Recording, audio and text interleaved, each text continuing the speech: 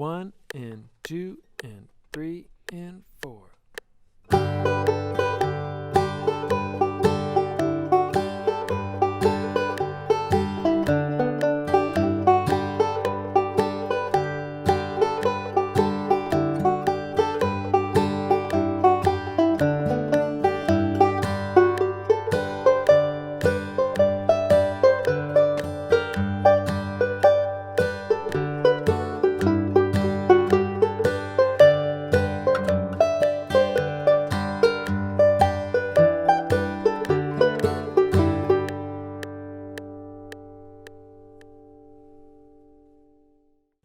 All right, folks, let's take a look at Sally Goodin in the single string style up the neck. We're going to be putting to good use a bunch of these single string scales and thirds patterns that we've been working on in closed positions. I recommend working through some of the modes, closed single string modes and thirds before working on this. I also recommend checking out the open basic Sally Goodin single string version that exists earlier in this course. It'll make this kind of, I think, more of an effective learning device working on this here. So let's just jump in right now. This starts without pickup notes. We're just going to be starting here at the 8th fret in the 8th position. We're going to be playing out of the 8th position and outlining this G triad that's right here. And so I'll just break it down and show it to you right now. This entire exercise is thumb, index, except for a couple instances where we have some pinches and some forward rolls. I'll call those out when we get to those moments. All right, so we start here on the beat with, that's thumb, index, and we are staying in 8th position, so we know what that means at this point. We know which fingers correspond to which frets. If that doesn't make sense to you, make sure you back up and check out what defines the position. So we have, that's the first beat. Moving forward. So we're just kind of staying in this 8th position. The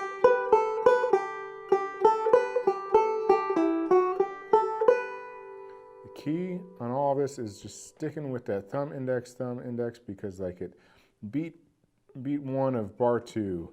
We're going to be doing thumb on the first string, index on the second string, thumb on the first string, index on the second string. That sounds like this.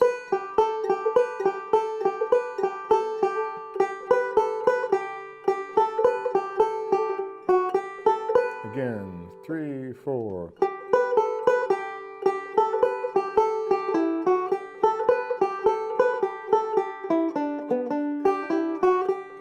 That's the whole first line. I'll give it to you again slow.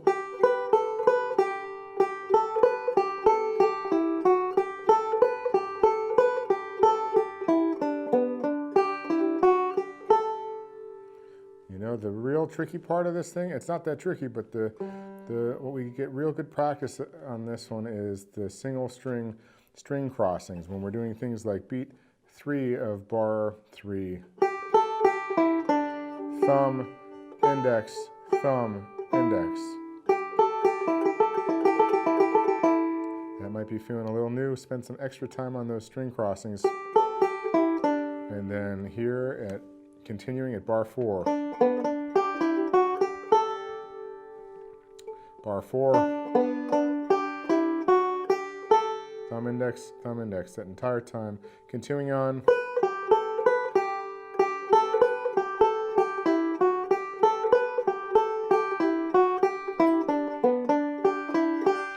Almost identical to the first line. In fact, it is identical to the first line, except for the last 2 notes of bar 8. We hit that G and then we let it rest there for a 16th note.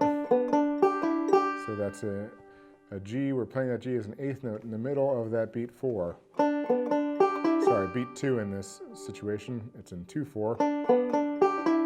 I'll play the whole A part for you there.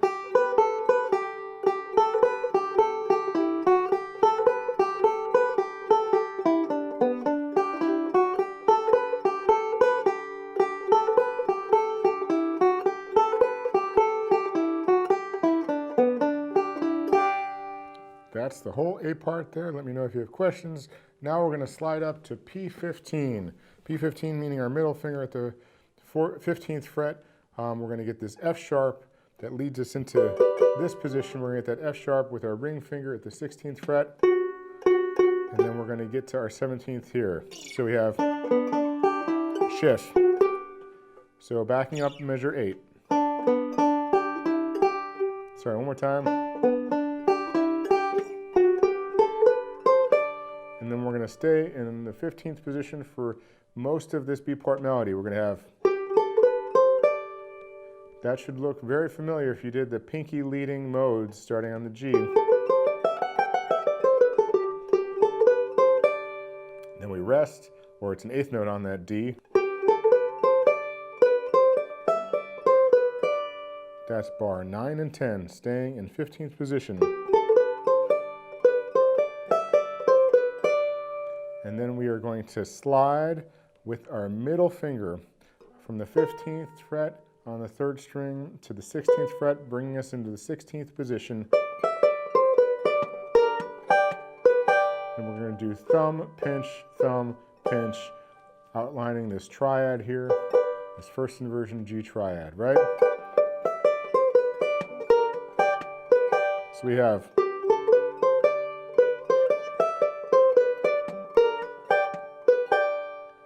moving forward, we're going to go shift immediately back to 15th position. That means if you see that P15 over the 3rd string at the 16th fret, that means we have to get that 16th fret G with our ring finger because we're now in the 15th position again.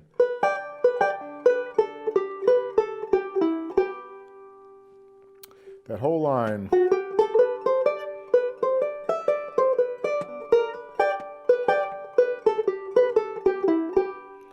Continuing on, we got a lot more of the same.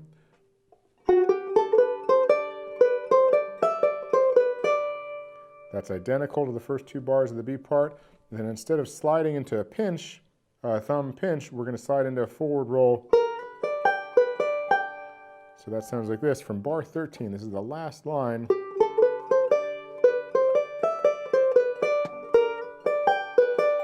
Again.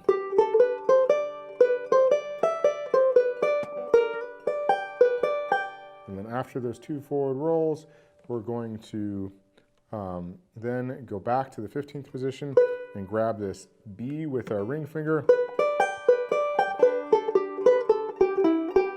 Slowly. And that is our first true example of combining like a rolling pattern and single string in this entire course. We've finally made it to the spot where we've been talking about, hinting at.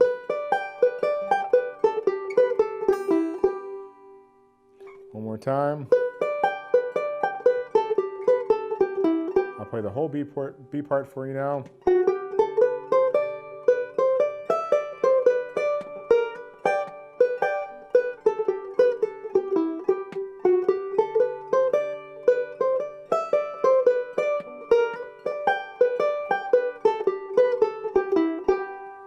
That's the whole B part. That's the whole breakdown of Sally Goodin up the neck, closed single string. I guess again, what to look out for. Make sure you're keeping this thumb index, except for those few instances where we have some rolls on the B part. The A part, we really want to stick to the thumb index. It'll get us doing those string crossings the right way. We really want to get solid with those. So that's the breakdown. I'll play it now at a few tempos for you. Have some fun with this one. Thank you. 1 and 2 and 3 and 4.